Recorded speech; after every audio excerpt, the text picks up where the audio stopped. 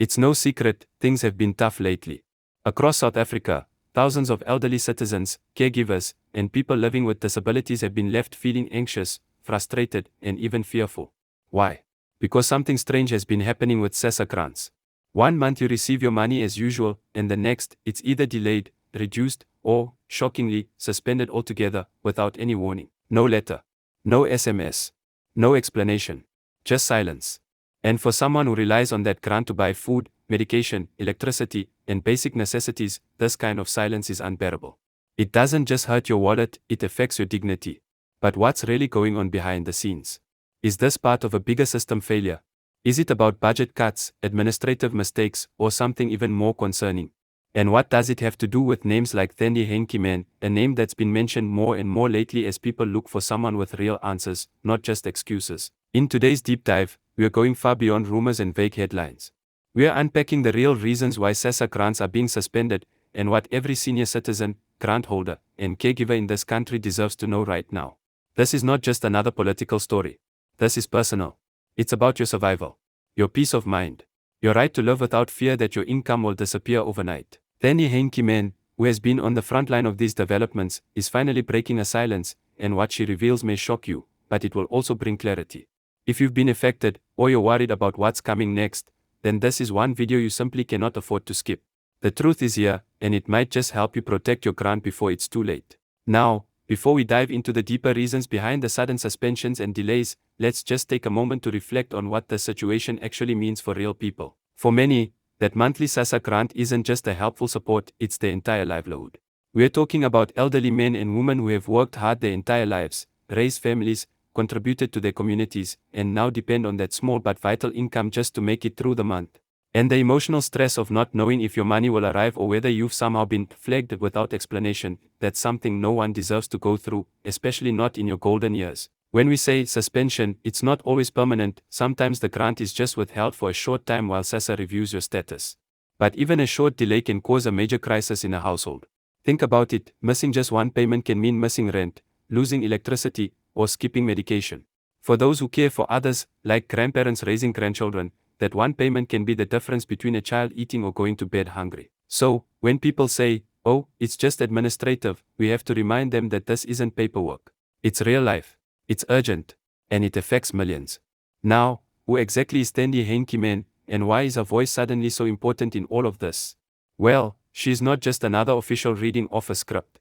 She's someone who's been deeply involved in the operational side of grant management, especially when it comes to how these suspensions are being handled and communicated. Recently, she stepped into the public eye to explain some of the hidden causes behind this chaos, and while some of it will frustrate you, it also gives us some much-needed insight into how we got here and, more importantly, what can be done about it.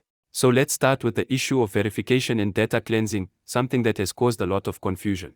According to Henkeman, SASSA has been undergoing a major data cleanup process to ensure that all beneficiaries are actually eligible and that fraudulent claims are being removed from the system. Now, on paper, this sounds like a good thing. After all, we want the system to be fair, right? We don't want people who aren't entitled to these grants taking money that should go to our gogos and gulas. But the problem is how this cleanup has been carried out. Instead of doing it slowly, carefully, and with proper communication, it's been rushed. People have been flagged for issues they didn't even know existed. Some were told they have duplicate ID numbers. Others were suddenly listed as deceased even though they're very much alive and still walking to the SASSA office every month. It's not just frustrating, it's humiliating. Imagine standing in line at the SASSA office, trying to explain that you're not dead, only to be met with blank stares or a number ticket and told to come back next week. This isn't the fault of the officials at the front desks, who are often overwhelmed and undertrained. This is about the entire structure behind the scenes, one that's clearly buckling under pressure. And what makes it worse is that many of these errors could have been avoided if proper systems were in place to notify people early, let them update their details easily, and appeal suspensions without having to travel across town or stand in queues for hours.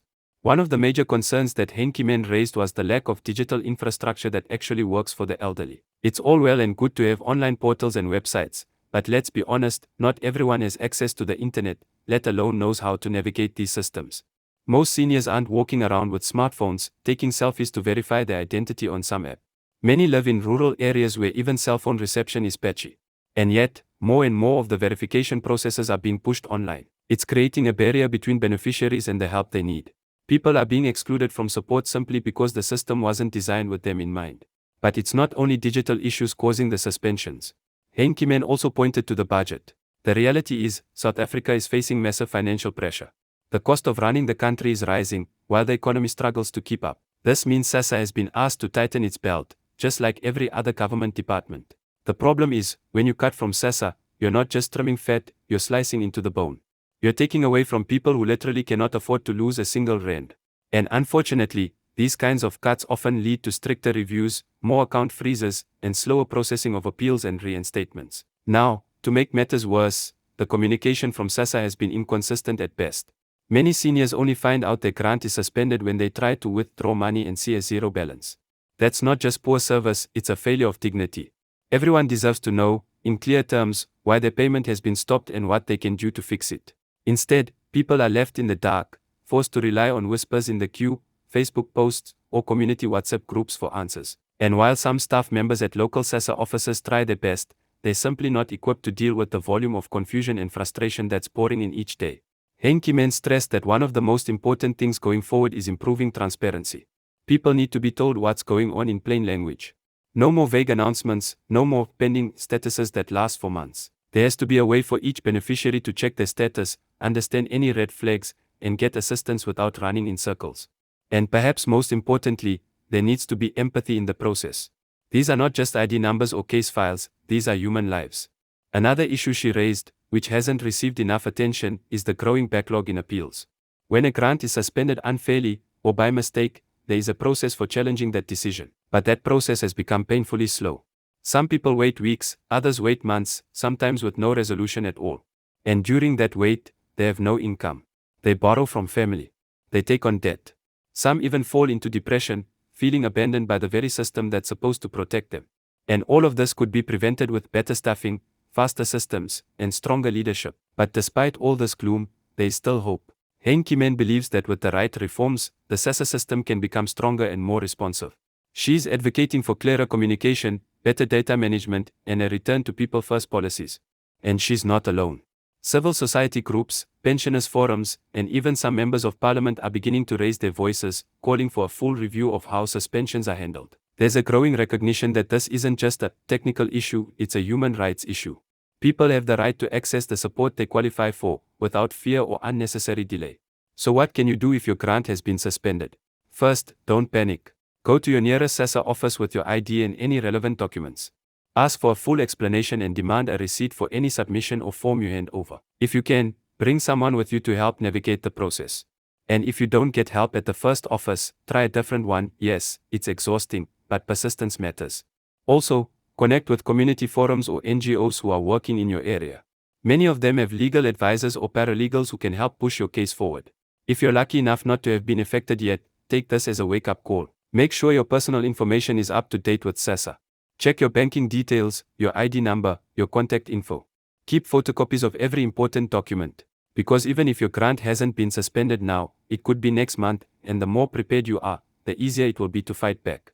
Ultimately, what this situation has revealed is the deep vulnerability of those who rely on the grant system. But it has also shown the strength of our people. The way communities have come together, sharing information, helping each other queue, translating instructions for elders, checking balances, and comforting each other in line, that's the spirit of Ubuntu in action. And it's something no bureaucracy can take away.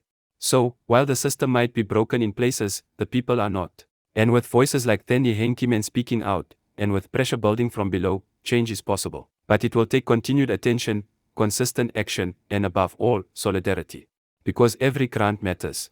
Every life matters. And every elder who spent their life building this country deserves to retire with dignity, not desperation.